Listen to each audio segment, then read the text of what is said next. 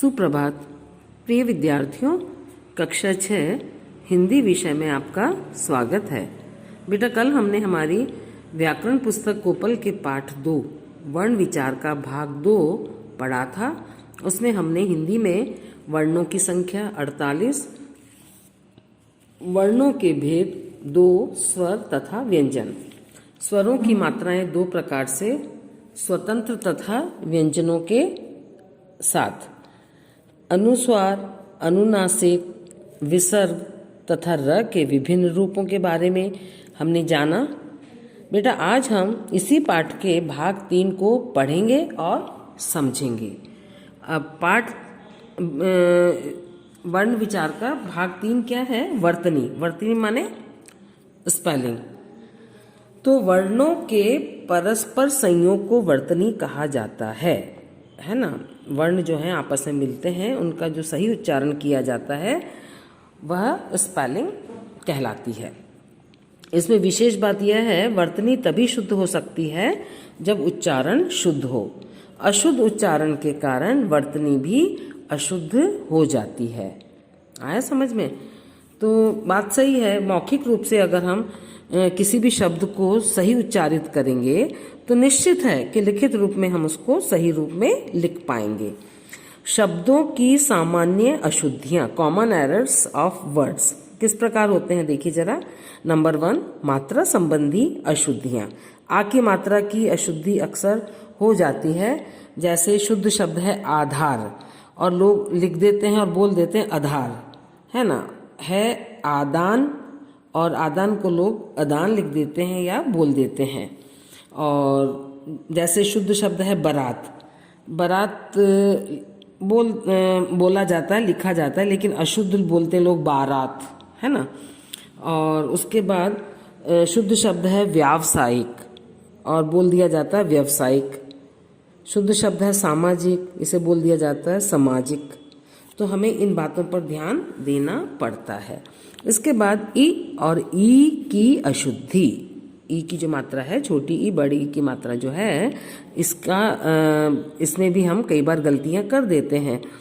तो छोटी ई की जगह बड़ी ई की मात्रा लगा दी जाती है, बड़ी ई की जगह छोटी की मात्रा लगा दी जाती है। जैसे अभिमान। अभिमान शुद्ध शब्द है, इसमें छोटी की मात्रा लगती है, लेकिन भ में लोग अक्सर बड़ी की मात्रा लगा देते हैं।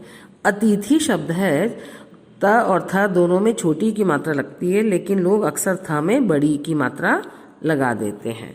जैसे परीक्षा। परीक्षा में हमेशा बड़ी ई की आती है और इवन बहुवचन में भी बड़ी ई की ही मात्रा आती है, लोग इसमें छोटी की मात्रा लगा देते हैं।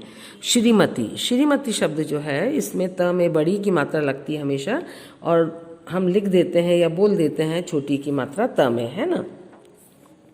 अब आता है बेटा ओ और ऊ की मात्रा। जैसे वधु शब्द है। वधु शब्द में हमेशा उसमें बड़े ऊ की मात्रा आती है, लेकिन अक्सर हम छोटे ऊ की मात्रा लगा देते हैं। दूसरा। दूसरा शब्द जो है, उसमें बड़े ऊ की मात्रा आती है और अक्सर छोटे ऊ की लगा दी जाती है। और जैसे रेणु शब्द है। रेणु में हमेशा छोटे ऊ की मात्रा शुद्ध रूप में मानी जाती है और हम बड़े ऊ की मात्रा लगा देते हैं। दोबारा। दोबारा शुद्ध है, द में छोटे ऊ की मात्रा और लगा दी जाती है बड़े ऊ की मात्रा। इसके बाद आता है बेटा री। री की जो अशुद्धि है वो अक्सर हम कर देते हैं। जैसे ब्रिज। ब्रिज जो है, उसमें री की मात्रा लगी हुई है और हम र लगा देते हैं ब्रज। और ये जो ब्रज लिखा हुआ है ना, तो ये तो पूरा र का जब उच्चारण होता है तब वह नीचे लगता है। मातृ लिख देते हैं लोग अक्सर। और दृश्य। द में री की मात्रा लगती है और दृश्य बोल देते हैं, वो र होता है पूरा, है ना। उसके बाद जैसे पृथक।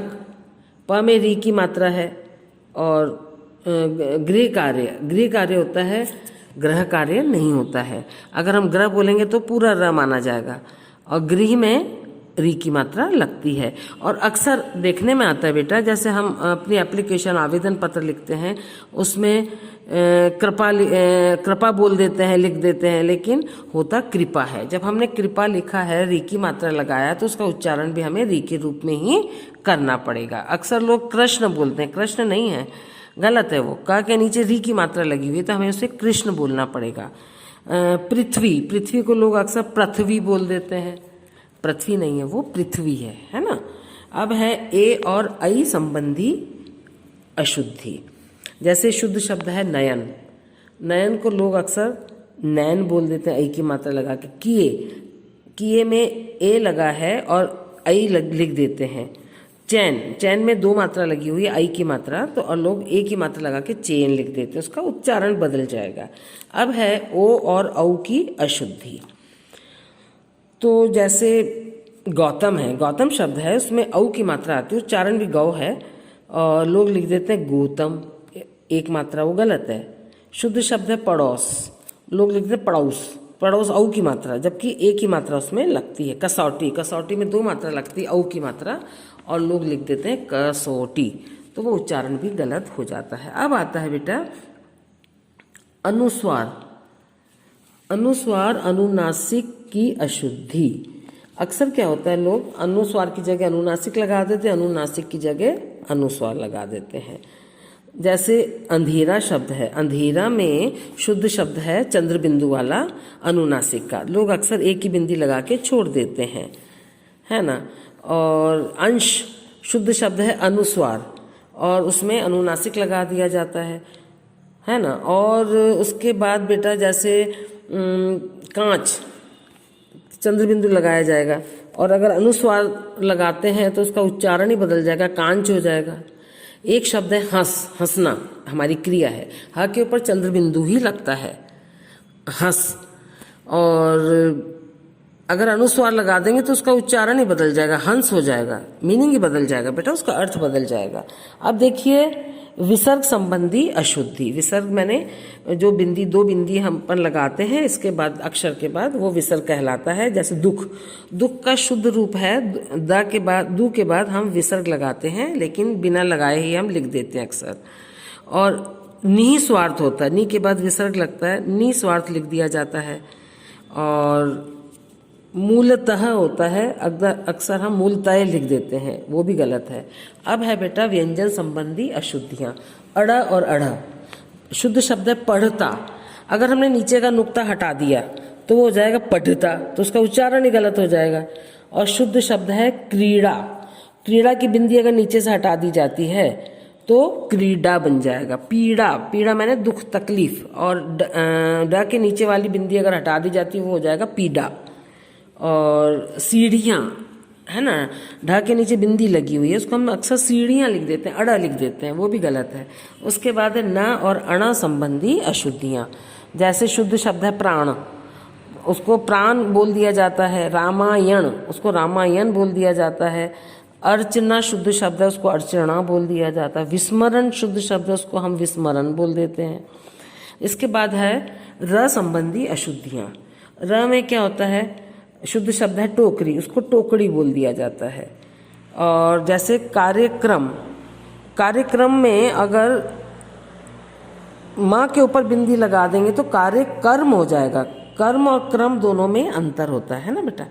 कर्म तो होता है कार्य करना और क्रम होता है उसका सीक्वेंस।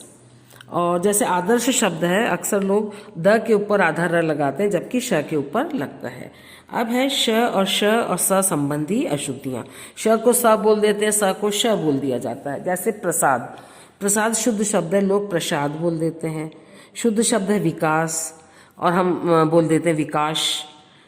शुद्ध शब्द है विशेष, तो पहले शीशी वाला श आएगा फिर षटकोण वाला श आएगा, तो इसमें विशेष लिख दिया जाता। दोनों में अंतर क्या है बेटा, ये शलजम वाला श जो है तो बोल के देखिए शीशी, तो अंदर से जो है हमारी हवा बाहर निकलती है दोनों दांतों के बीच में। और विषय, तो जब ये श है ना, बाहर से हवा अंदर जाती है, ये इसकी बारीकी आपको ध्यान देनी पड़ेगी। इसके बाद क्ष व छ संबंधी अशुद्धियाँ।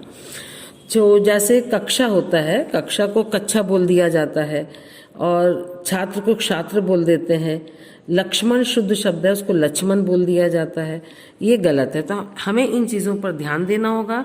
जब हमारा उच्चारण सही होगा तो हम लिखेंगे भी सही। और बेटा आज हमारी कक्षा यहीं समाप्त होती है, बाकी का अपन स्मरण बिंदु और पुस्तक अभ्यास कल करेंगे। धन्यवाद।